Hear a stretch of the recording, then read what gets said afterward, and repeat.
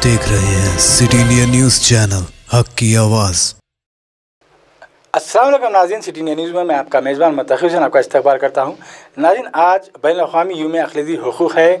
इस खुसूस में आइए सिटी इंडिया न्यूज़ के खुसूसी प्रोग्राम में मैं आपका खैर मक़दम करता हूँ। नाज़रीन, सन 1992 दिसंबर 18 को अक़वाम मुत्तहिदा ने बैनुल-अक़वामी यौम अक़लीती हुकूक़ का ऐलान किया और हमारे मुल्क में यौम अक़लीती बहबूद 18 दिसंबर सन 2013 को मनाया गया। नाज़रीन, दीगर ममालिक के बनिस्बत हिंदुस्तान में अक़लियतों के हुकूक़ की पासदारी रही है। अक़लियतों को फलने फूलने का मौका मिला है। अक़लियतों के लिए तरक्की की राहें हमवार हुई हैं। लेकिन मैं ये भी नहीं कहूँगा कि मुल्क की आज़ादी के बाद से मुसलसिल जो अक़लियतों के हालात रहे वो भी साजगार रहे। लेकिन फिर भी अगर दीगर पड़ोसी ममालिक जैसे बर आज़म एशिया के दीगर पड़ोसी ममालिक हैं उनकी बनिस्बत अगर देखा जाए तो हिंदुस्तान में अक़लियतों के लिए माहौल साजगार रहा, हालात साजगार रहे। मैं आपको बताता चलूँ कि अक़लियतें हर मुल्क में बसा करते हैं। कहीं पर लिसानी अक़लियत है, कभी मजहबी अक़लियत है, कहीं तो नस्ली अक़लियत मौजूद है। और अक़वाम मुत्तहिदा ने बारहा इन अक़लियतों के हुकूक़ की पासदारी के लिए मुख्तलिफ़ हुकूमत के हुक्मरानों को ये पाबंद किया है कि अक़लियतों के हुकूक़ का तहफ़्फ़ुज़ किया जाए, उनके हुकूक़ की पासदारी की जाए। बर आज़म एशिया के मुख्तलिफ़ ममालिक पर अगर नज़र डालें तो पाकिस्तान में भी क्रिश्चन और हिंदू अक़लियत में हैं, नेपाल में मुसलमान अक़लियत में हैं, बांग्लादेश में कुछ लोग अक़लियत में हैं, श्रीलंका में मुसलमान अक़लियत में हैं, म्यांमार में मुसलमान अक़लियत में हैं, चाइना में उइग़ुर मुसलमान अक़लियत में हैं। और हम देख रहे हैं कि किस तरह बर आज़म एशिया में अक़लियतों के हुकूक़ की पामाली हो रही है। चीन में जहाँ उइग़ुर मुसलमान अक़लियत में है तो वहाँ पर हम देख रहे हैं कि चाइना अक़लियतों पर जुल्म सितम ढा रहा है। उनको डिटेंशन सेंटर्स में रखा गया है। नौजवानों को घरों से निकाल कर घरों से दूर रखा जाता है, डिटेंशन सेंटर में रखा जाता है। तो इधर पाकिस्तान में हम देखते हैं कि रोज़ न रोज़ किसी न किसी तरीक़े से अक़लियतों पर जुल्म सितम की दास्तानें हम सुनने में आती हैं। जबरन तब्दीली मज़हब की बातें हमें सुनने में आती हैं। बांग्लादेश में भी वही हाल है, श्रीलंका में भी वही हाल है। वहाँ के मुसलमानों को का अर्ज़ हयात तंग कर दिया गया है। लेकिन अक़वाम मुत्तहिदा ने जिस तरीक़े से अक़लियतों के हुकूक़ के मुताल्लिक़ मसौदा तैयार किया है, हुकूमतों को मुख्तलिफ़ ममालिक हुकूमतों को रहबरी की है, आज उस पर अमलावारी सिफर के बराबर है। सिर्फ कहने को अक़लियतों के हुकूक़ के मुताल्लिक़ बातें की जाती हैं, लेकिन मुस्बित इक़दाम कहीं भी देखे नहीं गए, कहीं ठोस इक़दाम देखे नहीं गए। चूँकि हिंदुस्तान में जो मजहबी अक़लियत और लिसानी अक़लियत और नस्ली अक़लियतों में सबसे ज़्यादा आबादी अगर किसी है तो मुसलमानों की है जो अक़लियत में है। इसीलिए यहाँ पर मुसलमानों के यानी कि अक़लियतों के हुकूक़ की पासदारी मुमकिन हुई है। अगर यहाँ भी अगर मुसलमानों की तादाद कम होती तो शायद आज जिस तरीक़े से मुसलमान और दीगर अक़लियतों को फलने फूलने का मौका मिल रहा है शायद वो भी नहीं मिल पाता। लेकिन साबिक़ा की हुकूमतों ने कुछ ऐसे काम किए हैं जिसमें कहा जा सकता है कि यहाँ पर अक़लियतों का तहफ़्फ़ुज़ उनके लिए और साजगार माहौल हिंदुस्तान में पैदा किया गया। मुसलमानों को इक़्तिदार का हिस्सेदार बनाने में हमेशा ही से यहाँ की सियासी जमातों ने कोताही से काम लिया।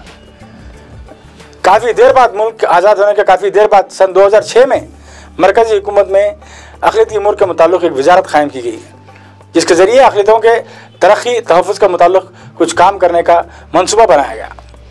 हालांकि मुल्क को आज़ाद हुए 60-65 साल गुजर चुके थे। उसके बाद ये ख्याल आया कि अक़लियतों के हुकूक़ की पासदारी के लिए कुछ किया जाए, तो उस वक्त ये मरकज़ी वजारत अक़लियती उमूर का क़याम में लाया गया। नाज़रीन, जब अक़लियतों की बात चल रही तो मैं आपके सामने एक बात करता चलूँ। कुछ दिन कबल हिंदुस्तान में एक मुतनाज़ा क़ानून पास किया गया। वो क़ानून था शहरियत तरमीमी क़ानून। ये शहरियत तरमीमी क़ानून भी अक़लियतों के मुताल्लिक़ है। हमारी बरसरदार हुकूमत, बरसरदार जो जमात है उसकी हुकूमत ने पड़ोसी ममालिक की अक़लियतों से मोहब्बत का इज़हार करते हुए शहरियत तरमीमी क़ानून बनाया। उनको अपने मुल्क में मौजूद अक़लियतों से मोहब्बत से ज़्यादा मोहब्बत पड़ोसी ममालिक के अक़लियतों से है। अक़लियती पड़ोसी ममालिक के अक़लियतों यानी जो पाकिस्तान में हिंदू और क्रिश्चन हैं, दीगर ममालिक में पड़ोसी ममालिक में जो गैर मुस्लिम अक़लियतें हैं, उनको हिंदुस्तान में लाने के लिए, उन्हें शहरियत देने के लिए ये क़ानून बनाया गया। लेकिन उन्हें मुकामी अक़लियतों की हुकूक़ की पासदारी का कोई ख्याल नहीं। 2014 के बाद जो हुकूमत यहाँ पर कायम हुई उस हुकूमत की कारकर्दगी से ऐसा महसूस नहीं हो रहा था कि यहाँ पर अक़लियतों के हुकूक़ की पामाली होगी। 2016 और 17 के बाद जब यहाँ की मुख्तलिफ़ रियासतों में भारतीय जनता पार्टी की हुकूमतें कायम हुई तो वहाँ से एक नए दौर का आगाज़ हुआ, जहाँ पर मुस्लिम अक़लियत के हुकूक़ की पामाली का आगाज़ हुआ। उसकी इंतहा यह है, मैं आपको बताता चलूँ, आज अगर मुसलमान अपने हकूक़ के लिए भी यहाँ पर आवाज़ उठाता है तो उसको मुल्क का गद्दार करार दिया जाता है, उसको जेलों की सलाखों के पीछे ढकेल दिया जाता है। आज कई वाक़यात आपके सामने ज़िंदा मिसाल हैं। शहर तरमीमी क़ानून के ख़िलाफ़ जो एहतजाज हुए उसमें मुसलमानों का क्या कसूर है? उन्होंने उसमें अपने हुकूक़ के मुताल्लिक़ आवाज़ उठाई। उनको खौफ था कि कहीं शहरियत तरमीमी क़ानून और NRC के ज़रिए उनसे उनकी शहरियत ख़तरे में हो जाएगी, लिहाजा उन्होंने इसके ख़िलाफ़ आवाज़ उठाई। लेकिन आपने देखा उत्तर प्रदेश की हुकूमत ने और दीगर भारतीय जनता पार्टी की बरसर इक़्तिदार हुकूमतों ने मुसलमानों को इस एहतजाज को मुखालिफ मुल्क करार देते हुए और मुसलमानों को मुल्क की एहतजाज करने वाले मुसलमानों को मुल्क की सयानत यानी हिफाजत के लिए ख़तरा बताकर आज जेलों के हवाले कर दिया। उनकी जायदादें ख़र्क की जा रही हैं। हाल ही में हमने देखा मध्य प्रदेश में कि पैगम्बर इस्लाम हज़रत मोहम्मद मुस्तफ़ा सल्लल्लाहु अलैहि वसल्लम की अज़मत रफ्ता पर हुर्फ उठाने वालों के ख़िलाफ़ वहाँ के रुकन असम्बली ने एक जलसे को मुखातिब किया और फ्रांस में गुस्ताखान रसूल के ख़िलाफ़ बात की तो उसके ख़िलाफ़ देशद्रोह यानी मुल्क से बगावत का मुकदमा जड़ दिया गया और उसकी जायदाद को खर्च किया गया। एक अवाम के वोटों पर चुनकर आने वाले रुकन असम्बली के जायदादों पर बुलडोज़र चला दी गई। उनके जो तालीमी इदारे हैं उनको बंद कर दिया गया। तो इससे बड़ी मिसाल अक़लियती हुकूक़ की पामाली की और क्या दी जा सकती है? एक नामवर शायर जिसने सारी ज़िंदगी इस मुल्क में हिंदू मुस्लिम एकजाहती और मुल्क की अज़मत के लिए अपनी ज़ुबान से शायरी की, अपने कलम को चलाया, उस शायर को ये बात कहने पर कि हम सदर फ्रांस के ख़िलाफ़ इसलिए हैं कि वो वहाँ पर पैगम्बर इस्लाम की शान अक़दस में जिसने इहानत की वो उनकी तायीद कर रहे हैं, इतना बोलना था कि उस अजीम शायर मुनव्वर राना पर भी मुल्क से बगावत के मुकदमा दर्ज कर दिए गए। तो आज 2016-17 से जो माहौल पैदा हुआ है इस मुल्क में, अब ये कहना गलत बात नहीं होगी कि इस मुल्क में अक़लियतों के हुकूक़ की पामाली हो रही है। आज मुल्क के दानिशवर, मुल्क के सेकुलर पसंद हिंदू ये कह रहे हैं कि अक़लियतों का तहफ़्फ़ुज़, उनके हक़ूक़ की पासदारी ज़रूरी है। और आज के दिन 18 दिसंबर को हमने भी हैदराबाद के कुछ नामवर दानिशवरों से मुलाकात की, इस खुसूस में उनसे बात की। आइए डालते हैं उस पर एक नज़र। आज बैनुल-अक़वामी यौम अक़लियती हुकूक़ है और मेरे साथ तेलंगाना की मशहूर मारूफ शख्सियत जिन्होंने हमेशा ही से अक़लियतों के हुकूक़ के मुताल्लिक़ आवाज़ उठाई है और अक़लियतों के हुकूक़ के लिए जद्दोजहद की है। मेरी मुराद जनाब इफ्तिखार अहमद एडवोकेट से है, जो मुस्लिम रिजर्वेशन फ्रंट के सदर भी हैं, दोनों रियासतों के, तेलंगाना और आंध्रा के। और तेलंगाना में सरगम सियासी क़ायदीन में आपका शुमार होता है और हमेशा ही से आपने अक़लियतों के मुताल्लिक़ अपनी आवाज़ को बुलंद रखा है, अक़लियतों के मसाइल को हल करने में आगे रहे हैं। आज वो मेरे साथ मौजूद हैं। आइए जानने की कोशिश करते हैं कि तेलंगाना में क्या मौजूदा हुकूमत अक़लियतों के हुकूक़ के मुताल्लिक़ किस तरह अपना रवैया रखे, उसके मुताल्लिक़ जानना चाहते हैं। सबसे पहली बात, मैं तमाम दुनिया के जो अक़लियतें हैं मुख्तलिफ़ ममालिक में जो मौजूद हैं उन तमाम को आज यौम अक़लियत के मौके पर मुबारकबाद देना चाहूँगा। ख़ास तौर पर अगर हम हिंदुस्तान की बात करें तो आज जो है हिंदुस्तान में जब से भारतीय जनता पार्टी की हुकूमत आई है बीजेपी की, तो इस हुकूमत ने अक़लियतों को हर शोबे में पीछे करने की कोशिश की है और बहुत सारे अट्रॉसिटीज़ भी हम आज देख रहे हैं कि हिंदुस्तान के अंदर मॉब लिंचिंग के नाम पर और जो है मुख्तलिफ़ उन्वानात के ऊपर जो है मुसलमानों को दबाने की कोशिश की जा रही है। ख़ास तौर पर अगर हम तेलंगाना की बात करें तो यहाँ पर जो तेलंगाना के जो अक़लियत हैं वो बहुत ही महफूज हैं। क्योंकि इसलिए महफूज हैं क्योंकि यहाँ की जो हुकूमत है वो एक सेकुलर हुकूमत है और जो KCR जिन्होंने 2014 में यहाँ पर जो है इक़्तिदार हासिल किया और तेलंगाना राष्ट्र समिति हमेशा से ही उसकी ये पॉलिसी रही है कि वो अक़लियतों के लिए जो है हमेशा हमदर्द रही है। क्योंकि तेलंगाना गंगा जमुना तहज़ीब के लिए माना जाता है और आपने देखा कि 2014 में जब पहली मरतबा चीफ़ मिनिस्टर KCR बने तो उन्होंने यहाँ पर बहुत इनकलाबी तब्दीलियाँ की। क्योंकि मुसलमानों की जो हालत ज़ार है ख़ास तौर पे अक़लियतों की यहाँ पर, उसकी अहम वजह है कि उनके अंदर तालीम का फ़क़दान है, तालीमी पसमानदगी है। अगर तालीम उनको हासिल हो जाए तो वो हर शोबे के अंदर तरक्की कर सकते हैं। इसी मकसद के तहत तेलंगाना हुकूमत ने यहाँ पर माइनॉरिटी रेजिडेंशियल स्कूल्स के नाम पर एक 204 स्कूलों का जाल सारी रियासत में बिछा दिया। गुज़िश्ता में आप देखिए कि एक दो भी रेजिडेंशियल स्कूल्स अक़लियतों के लिए नहीं हुआ कर सकते रियासत के अंदर। तो पहली मरतबा KCR साहब ने 204 रेजिडेंशियल स्कूल्स को शुरू से लेके यानी छठवीं जमात से लेके 10वीं जमात तक, उसके बाद इंटरमीडिएट के अंदर भी जूनियर कॉलेजेस यहाँ पर क़ायम किए, जिसके अंदर फ़ी यानी अगर हम कॉलेज की बात करें या स्कूल की बात करें तो फ़ी जमात के अंदर जो है 80 तलबा वहाँ पर तालीम हासिल कर रहे हैं और हुकूमत तकरीबन 1 लाख से 1.25 लाख रुपए फ़ी बच्चे के ऊपर जो है ख़र्च कर रही है, जहाँ पर जो गरीब अक़लियती तलबा हैं वो बिला फ़ीस के यानी बग़ैर किसी पैसा खर्च किए के उनको तालीम दी जा रही है, ड्रेस दिया जा रहा है और जो है उनकी सेहत का ख्याल रखा जा रहा है और कारपोरेट की तर्ज के अंदर उनको जो है तालीम से आरास्ता किया जा रहा है। और हमने देखा कि 2014 से अब तक बहुत सारे तलबा जो है वहाँ से निकल के जो है अपना नाम रोशन कर रहे हैं। आगे चल के भी जो अक़लियतें हैं वो तालीम में तरक्की करेंगे। और साथ ही साथ आपने देखा कि ओवरसीज़ स्कॉलरशिप स्कीम है, ये कभी भी किसी भी हुकूमत ने पूरे हिंदुस्तान में कहीं भी अक़लियती नौजवानों को दूसरे ममालिक में जाकर आला तालीम हासिल करने के लिए 1 रुपया भी कहीं भी जो है कोई मदद नहीं की जा रही है। मगर ये रियासत तेलंगाना एक वाहिद रियासत है जहाँ पर हमारे हरदिल अजीज़ जो चीफ़ मिनिस्टर हैं के चंद्रशेखर राव साहब, उन्होंने फ़ी बच्चे को, चाहे वो अगर अमेरिका जाकर तालीम हासिल करना चाह रहा है या फिर दूसरे ममालिक को जाकर, उसको 20 लाख रुपए मुफ्त में दिए जा रहे हैं। ये कोई लोन नहीं है, ये बिल्कुल यानी उनको जो है स्कॉलरशिप के तौर पर दिए जा रहे हैं। और लाखों बच्चे जो है हर साल जो है तकरीबन 500 बच्चे जो है इस स्कीम से इस्तेफ़ादा हासिल कर रहे हैं। 20-20 लाख रुपए उनको मिले हैं और वो आला तालीम जो है फ़ॉरेन कंट्रीज़ में जाकर हासिल कर रहे हैं और वहीं पर वो लोग सेटल हो रहे हैं। तो एक इनकलाबी तब्दीली जो अक़लियतों के समाजी और माशी तौर पर जो आई है उनको सुधारने में, मैं समझता हूँ कि आज रियासत तेलंगाना को देखकर इस मुल्क की जो दीगर रियासतें हैं उनको सबक सीखना चाहिए। तो मैं ये समझता हूँ कि जो अक़लियतों का जो यहाँ पर जो खुशहाली आई है, शादी मुबारक स्कीम हो या फिर दीगर जैसा डबल बेडरूम स्कीम के अंदर भी जो है तकरीबन 12% से 16% उनको अलॉट किए जा रहे हैं हाउसेस। तो तालीम के शोबे में और जो है रोज़गार के शोबे में नुमायाँ जो है तब्दीली अक़लियतों के अंदर आई है। और आइंदा चल के भी जो भी हमारे अक़लियतों के जो मसाइल हैं उनको हल करने में मैं समझता हूँ कि KCR साहब आगे रहेंगे और तमाम मसाइल जो है आगे चल के हल होंगे। तो मैं इस मौके पर ख़ास तौर पर अक़लियतों से ये कहना चाहूँगा कि आज हमको वक्त की अहम ज़रूरत है कि हम भी जो है ऐसी ताकतों का साथ दें जो है अक़लियतों को कि हमाजहती तरक्की के लिए मुख्तलिफ़ मंसूबे लेकर आती है। और ख़ास तौर पे तालीम के मैदानों के अंदर जो इनक़लाब पैदा हो रहा है, ऐसे जो सियासी जमातें हैं उनका हमको साथ देना चाहिए। और हमेशा सेकुलरिज़म के लिए जो लोग आगे बढ़ते हैं, यहाँ पर देखिए कि आप 2014 से लेकर अब तक एक भी फसाद नहीं हुआ, अक़लियतें यहाँ पर महफूज हैं, यहाँ पर किसी भी किस्म का उनका जानी या माली नुकसान नहीं हुआ। दीगर रियासतों में हम देखेंगे तो बड़े पैमाने पर जो है बड़े बड़े हमारे लीडरों को भी आज जेलों में डाला गया है। आप अगर आज़म खां की बात करें उत्तर प्रदेश की, कि वो जो है आज जो है जेल के अंदर हैं और मुख्तलिफ़ रियासतों के अंदर अक़लियतों के बड़े बड़े लीडर्स को और जो अक़लियती किरदार को तबाह करने की कोशिश की जा रही है।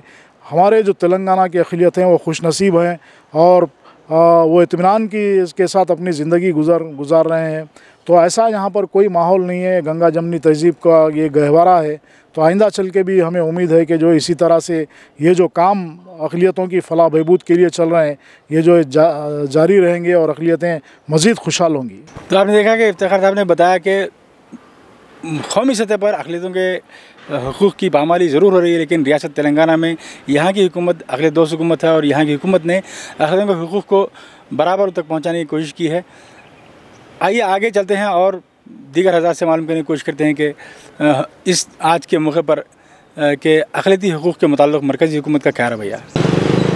आज चूँकि बैनुल-अक़वामी माइनॉरिटी राइट्स डे है, इस खुसूस में हम आज नामबल्ली की शाही मस्जिद के पास मौजूद हैं और यहाँ पर हम जानना चाहते हैं कि हमारे अक़लियती क़ायदीन से और माहिरीन तालीम से कि हिंदुस्तान में किस तरह से अक़लियतों के हुकूक़ का ख्याल किया जा रहा है, किस तरह से अक़लियतें यहाँ महफूज हैं या नहीं, या इनके हुकूक़ में पामाली हो रही है, इसके मुताबिक हम आज जानने की कोशिश करते हैं। अब मेरे साथ आज़ाद एजुकेशन सोसाइटी के जनाब मोहम्मद गौस मोहिउद्दीन साहब है। आप एक माहिर तालीम हैं, रियासती सतह पर आपके कई एक तालीमी इदारे काम कर रहे हैं और अक़लियती तलबा के लिए आप एक मशाल राह हैं। आपकी पूरी ज़िंदगी जो सो नौजवानों के लिए और तलबा के लिए एक मशाल राह है।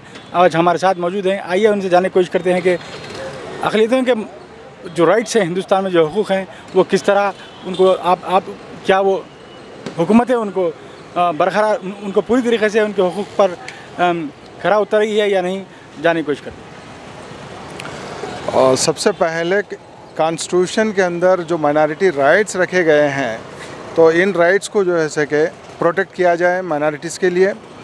और इनमें अवलीन जो राइट्स आते हैं एजुकेशनल राइट्स हैं। अगर माइनॉरिटीज़ के एजुकेशनल राइट्स अगर प्रोटेक्ट हो जाते हैं तो समाज के अंदर माइनॉरिटीज़ में बहुत अच्छा डेवलपमेंट आता है। अब एक बार अगर माइनॉरिटीज़ में एजुकेशनल डेवलपमेंट अगर आ जाता है तो ऑटोमेटिक जो है सके सोसाइटी के अंदर उनका डेवलपमेंट भी हो जाता है, और वो लोग किस तरीक़े से माइनॉरिटीज़ अपने राइट्स को प्रोटेक्ट करना है वो भी वो लोग सीख जाते हैं। और इसके अलावा जो समाज के अंदर जो दूसरे जो तबक़ात से माइनॉरिटी पे जिस तरीक़े के एलिगेशंस, जिस तरीक़े के इन पे ज़्यादतियाँ होते हैं, तो ये सारे ज़्यादतियाँ भी अगर एक बार अगर माइनॉरिटी एजुकेशनल राइट्स को प्रोटेक्ट करेंगे और इनको अच्छी तालीम हासिल करने की बात हो जाएंगी तो ये अपने आप सारी चीज़ें सुधर जाएंगे। अब तेलंगाना में देखा गया है कि अक़लियतों के लिए कुछ तालीमी मैदान में काम हो रहा है, लेकिन कौमी सतह पर यह काम नहीं हो रहा है, इसके बारे में आप क्या कहेंगे? तो हुकूमत तो काफ़ी हद तक जो है सके माइनॉरिटीज़ के लिए सपोर्ट कर रही, और माइनॉरिटीज़ के लिए कई शोबों में हुकूमत तेलंगाना भी जो है सके उनको फ़ायदा पहुंचा रही है।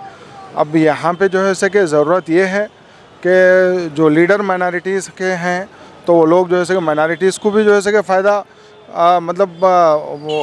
फ़ायदा पहुँचाना है, और उनको जो है सके तैयार करना है इस फ़ायदे को हासिल करने के लिए। और ये ख़ुद भी जो है सके ब्रिड्ज बनना है बीच में, हुकूमत और पब्लिक के बीच में ब्रिड्ज बन के इधर हुकूमत से और पब्लिक से दोनों से वो अपना राब्ता रखना है।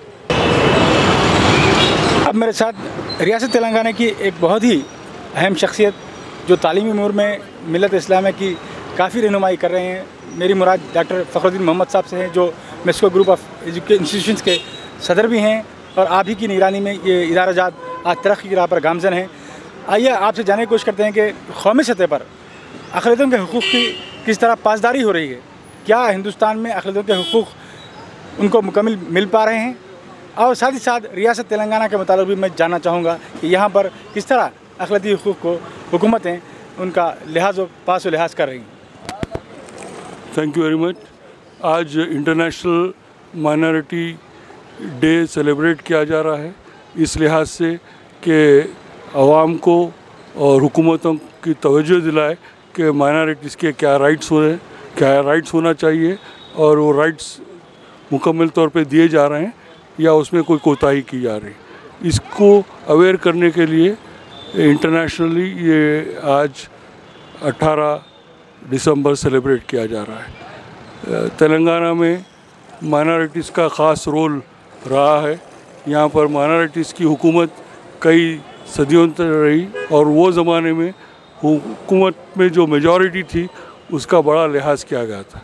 मगर इंडिपेंडेंस के बाद पिछले 70 साल से ज़्यादा हम ये देख रहे हैं कि यकीनी तौर पे आइन में हमारे माइनॉरिटीज़ के लिए काफ़ी प्रोटेक्शन के लिए, उनके राइट्स के लिए सेपरेट आर्टिकल्स रखे गए हैं, मगर अनफॉर्चुनेटली जिस लिहाज से मुख्तलिफ गवर्नमेंट्स को सपोर्ट करनी चाहिए माइनॉरिटीज़ की, वो नहीं हो रहा।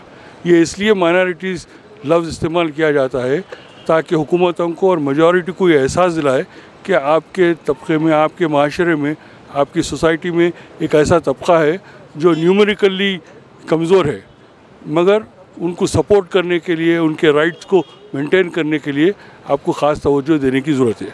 अनफॉर्चुनेटली इस मुल्क में इसको गलत तस्वुर किया जाता है, और जब भी कोई हुकूमतें या गवर्नमेंट इसको सपोर्ट करने की बात करते हैं तो अपोजिशन और राइट विंग इसको अपीसमेंट के नाम पे बदनाम करती है, जो कि ख़तई तौर पे अपीसमेंट नहीं है। ये तो उनके मिनिमम रिक्वायरमेंट्स है जिसको पूरी करने की कोशिश की जाती है। गवर्नमेंट ऑफ इंडिया ने 2004 में नेशनल माइनॉरिटी एजुकेशन कमीशन बनाया था कि ये सोच के कि भाई इन माइनॉरिटीज़ को अपने इदारे क़ायम करने के लिए कुछ ऐसे फैसिलिटी दिए जिसमें वो इंकरेज हो। बट अनफॉर्चुनेटली 2014 से जब ये नई हुकूमत आई, ये तमाम कमीशन जो माइनॉरिटीज़ के राइट्स को प्रोटेक्ट करती थी, उन कमीशनों का वो बिल्कुल ही नज़रअंदाज किया। और इसमें जो मेंबरान नॉमिनेट होने के थे, जिसमें उनको फैसिलिटी देनी चाहिए थी, पिछले 6 साल से बिल्कुल रद्द किया गया है। मेरी अपील है आज इस मौके पे कि हुकूमत हिंद से कि माइनॉरिटीज़ के जितने भी इदारे सेंट्रल गवर्नमेंट है और मुख्तलिफ स्टेट्स में जो है जहाँ पर जिसको नज़रअंदाज किया गया है, उसको फिर से बहाल करें और माइनॉरिटीज़ में एक कॉन्फिडेंस दिलाए कि हुकूमतें हमारे तहफ़्फ़ुज़ के लिए, हमारे एम्पावरमेंट के लिए और एजुकेशनल एम्पावरमेंट के लिए कोशिश कर रही है और ख़ुद कम्युनिटी जो एम्पावर होना चाह रही है उसको सहूलतें देना चाहिए। उसकी मेरी अपील है। Thank you very much. Telangana state government जो KCR की लीडरशिप में चल रही है, उन्होंने भी 12% का वादा किया है। हम उनसे अपील करते हैं कि उनके टेन्यूर में ये रिजर्वेशन को अमल में लाएं और मौजूदा जो फैसिलिटीज़ वो दे रहे हैं, जिस तरह के तेलंगाना माइनॉरिटी रेजिडेंशियल स्कूल्स जो कायम किए 200 से ज़्यादा, उसके जो फैसिलिटीज़ हैं उसमें इम्प्रूवमेंट लाएं और उसमें इंटरमीडिएट कॉलेज और डिग्री कॉलेजेस भी कायम करें ताकि कम्युनिटी का एजुकेशनल एम्पावरमेंट हो। और इन बच्चों को कॉम्पिटिटिव एग्ज़ाम्स में ट्रेनिंग के लिए कोचिंग सेंटर्स भी कायम करें। और सिविल सर्विसेज के लिए उन्होंने जो 100 बच्चों को स्पॉन्सर करने का नज़्म बनाया है, वो नंबर बहुत कम है। मैं समझता हूँ 1000 से ज़्यादा बच्चों को स्पॉन्सर करनी चाहिए। और ओवरसीज़ स्कॉलरशिप के लिए भी जो क्राइटेरिया बना है एलिजिबिलिटी, वो क्राइटेरिया में भी रिलैक्सेशन लाने की ज़रूरत। मेरी अपील है KCR साहब से और उनकी हुकूमत से और माइनॉरिटी और रिप्रेजेंटेटिव से जो गवर्नमेंट में है और adviser to government of Telangana जनाब AK खान साहब से कि कम्युनिटी के जो रिक्वायरमेंट्स है, जो मुतालबात है, उसको हुकूमत तक पहुंचाए और उसको इम्प्लीमेंट कराने में सहूलतें पहुंचाए। और उस सिलसिले में NGOs है, सिविल सोसाइटी ऑर्गेनाइजेशन है और वॉलंटरी ऑर्गेनाइजेशन है, जिस लिहाज से भी हुकूमत को ज़रूरत है, हम ताउन करने के लिए तैयार हैं। अब मेरे साथ रियासत तेलंगाना की मशहूर मारूफ सहाफ़ी शख्सियत जनाब मोहम्मद यूसुफ साहब मौजूद हैं। आइए आपसे जानने की कोशिश करते हैं कि क्या आज के दिन minority rights international minority rights day के मौके पर वो किस तरह से हिंदुस्तानी हुकूमत को अक़लियतों का पासदार मानते हैं या फिर हुकूमत तेलंगाना को अक़लियतों का पासदार मानते हैं। क्या आपकी नज़र में कौमी सतह पर अक़लियतों के हुकूक़ आज हुकूमत उन तक पहुँचा रही है या फिर उनके हुकूक़ की पामाली हो रही है? तेलंगाना का जो मुसलमान है, ये जो माइनॉरिटी का जो वर्ल्ड वाइड जो डे मनाया जा रहा है, सबसे पहले तो पैंडेमिक ने उनको तबाह कर दिया है। ये कोविड की तरफ से वो काफ़ी अपने रिश्तेदारों को जान से, माल से, हर तरीके से खोते, ज़हनी तरक्की से। और जो सऊदी अरब वगैरह में जो भी थे, दुनिया में ये चीज़ तो आई है, वहाँ से काफ़ी परेशान लोग हैं। उसके बाद फिर यहाँ जो हिंदुस्तान के अंदर लाखों ने करोड़ों बेरोज़गार हो गए। एक हिसाब के एक गवर्नमेंट के आंकड़ों के हिसाब से 12 से 14 करोड़ लोग जिसमें बेरोज़गार हो गए। आप समझ सकते हैं कि सबसे ज़्यादा गल्फ़ से भी लोग वापस आए, जिसमें अक़लियतों ज़्यादा है। तो मेरी गुजारिश यही है KCR साहब से, जो अब मौजूदा CEO जो वक्फ बोर्ड है, उनको जो है एक तजवीज़ लेके, क्योंकि वक्फ बोर्ड किसी पार्टी की, किसी शख्स की, किसी शख्सियत की, किसी की जागीर नहीं है। ये आपका और हमारा पैसा है। हम जो रखे गए नौजवानों के लिए, उनके मुस्तकबिल के लिए, जो कौम के लिए जो रखे गए हैं, 5000 करोड़ रुपये 3 स्टेट के अगर मिलाएंगे, हो सकता इसमें ज़्यादा हो सकता, कम नहीं हो सकता। आप फिगर सुनिए, 5000 करोड़ हैदराबाद के अतराफ़ ही आपको मिलेंगी बेहिसाब। लेकिन इस पे जो है सरमाएदारों का, सियासतदानों का और जो है मीर जाफ़र, मीर सादिक जैसे लोगों का कब्ज़ा है। मैं फिर आपसे जो है अपील करूंगा कि 50-50 गज़ का टुकड़ा जो है किराए पे दे दिया जाए। जो बड़े बड़े लोगों को आज 10-20 रुपये किराया महीने में दिया जा रहा, आप एक तजवीज़ बनाइए 2000-3000, इसमें सहाफ़ियों को भी रखिए, प्रोफेशनल लोगों को रखिए, जो बेरोज़गार ग्रेजुएट है उनको रखिए, एक स्कीम बना के लाइए ताकि जो है मुसलमानों का, अक़लियतों का, ख़ास तौर से जो आप अक़लियत दोस्त मानते हैं, हम कोशिश करते हैं और अल्लाह रब्बुल इज़्ज़त से दुआ करते हैं कि जो है आपकी हुकूमत चलती रहे और आप मुसलमानों का साथ देते रहे। अस्सलामु अलैकुम रहमतुल्लाहि व बरकातुहू। तो आपने देखा यूसुफ साहब ने कहा कि किसी का घर होना भी उसका हक़ होता है, और हैदराबाद में अक़लियतों का ये हाल है कि उनके पास अपना सर छुपाने के लिए भी घर नहीं है। उन्होंने केसीआर साहब से अपील की है कि वो हैदराबाद के अकनाफ में जो औक़ाफ़ी जायदादें हैं, जिस पर सरमायादार 100 रुपये माहाना किराए से जो एकड़ों अराजियों पर जो कब्ज़ा किए हुए हैं, उन अराजियात को खाली करवा कर वहाँ पर अक़लियतों की आबादियाँ बसाई जाएँ। वहाँ 100 गज के प्लाट बनाकर अक़लियतों को जैसे किराए पर देते हुए उन्हें उनकी हाउसिंग कॉलोनीज़ बनाई जाएँ, उनके घर पर साया मुहैया किया जाए। तो ये भी एक इक़दाम होगा अक़लियतों के हुकूक़ की पासदारी का, क्योंकि एक इंसान का, एक ख़ानदान का, उसका अपना घर होना भी उसका एक हक़ होता है। इस तरह अक़लियतों के हुकूक़ की भी पासदारी हो सकती है। यूसुफ साहब ने बहुत बेहतरीन तजवीज़ आज हुकूमत तेलंगाना को हमारे सिटी इंडिया न्यूज़ चैनल के तवज्जो से दी है। नाज़रीन, आपने देखा कि किस तरह आज नामपल्ली की बागा मस्जिद के सामने हमने हमारे मिलत इस्लामिया के गिरां क़दर शख्सियात से उनके ख़यालात हासिल किए इस उन्वान पर के क्या हिंदुस्तान में और हुकूमत और रियासत तेलंगाना में अक़लियतों के हुकूक़ की पासदारी हो रही या फिर पामाली।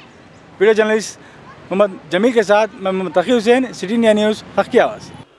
तो नाज़रीन, आपने देखा कि हिंदुस्तान में भी अक़लियतों की हुकूक़ की पासदारी की ज़रूरत है। तमाम दानिशवरों से जिनसे हमने बात की, उनका यही कहना था कि अक़लियतों को तालीमी और समाजी तौर पर तरक्की याफ्ता बनाना होगा, तब कहीं जाकर ये पूरा समाज तरक्की करेगा, पूरा मुल्क तरक्की करेगा। तो नाज़रीन, आप मुझे इजाज़त दीजिए और देखते रहिए आपका अपना पसंदीदा चैनल सिटी इंडिया न्यूज़, हक़ की आवाज़। नाज़रीन, आपको हमारे न्यूज़ और एंटरटेनमेंट प्रोग्राम पसंद आते हो तो हमसे जुड़े रहने के लिए यूट्यूब पर सब्सक्राइब करें, फेसबुक पर फॉलो करें और इंस्टाग्राम पर फॉलो करें, और आप देखते रहिए सिटी इंडिया न्यूज़, हक़ की आवाज़।